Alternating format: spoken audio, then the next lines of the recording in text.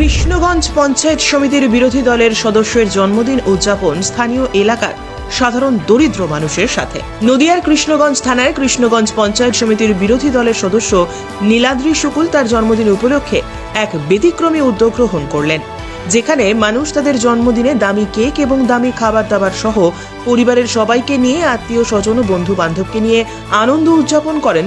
সেখানে কৃষ্ণগঞ্জ এলাকার সাধারণ হতদরিদ্র মানুষের হাতে শীত বস্ত্র হিসেবে এই প্রচণ্ড শীতে কম্বল তুলে দিয়ে এবং মিষ্টির প্যাকেট তুলে দিয়ে এক অনন্য নজির করলেন। এই প্রচণ্ড হাড় কাঁপানো শীতে সাধারণ দলিত মানুষগুলো যখন শীতে কাঁপছে, তখনও জন্মদিনের ধুমধাম আয়োজন বাদ দিয়ে দুস্থ মানুষদের কথা চিন্তা করে আরও একবার তাদের পাশে দাঁড়ালেন নীলাদ্রিবাবু। প্রতি বছর যেখানে কেক কেটে জন্মদিন পালন করেন ধুমধাম করে, সেখানে এবছর কেক পর্যন্ত কাটলেন না।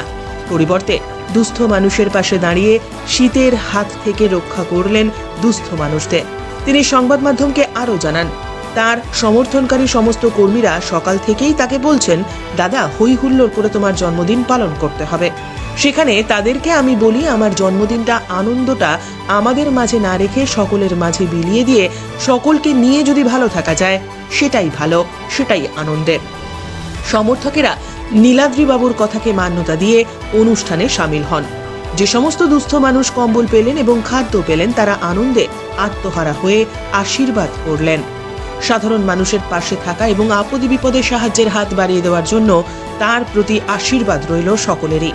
তবে স্থানীয় জনগণ যে নীলাদ্রিবাবুর পাশে থেকে আশীর্বাদ করলেন, এর জন্য সকলকে ধন্যবাদ জানিয়েছেন নীলাদ্রিবাবু নিজেও।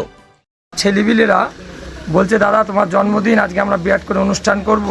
ভাবলাম দেখ, প্রচুর মানুষ শীতের মধ্যে কষ্ট পাচ্ছে। আমি পঞ্চায়েত সমিতির একজন বিরোধী নেতা, মানুষকে কিছুই দিতে পারছি না সরকারিভাবে, তাই বললাম তোরা অনুষ্ঠান করিস নে। এবার আমার নিজস্ব তহবিল থেকে কিছু পয়সা দিয়ে কিছু কম্বল কিনে নিয়ে আসলাম ওদের উদ্যোগেই, এনে দুস্থ মানুষ যারা যে শীতে কষ্ট পাচ্ছে তারা যাতে পায় তার ব্যবস্থা করেছি।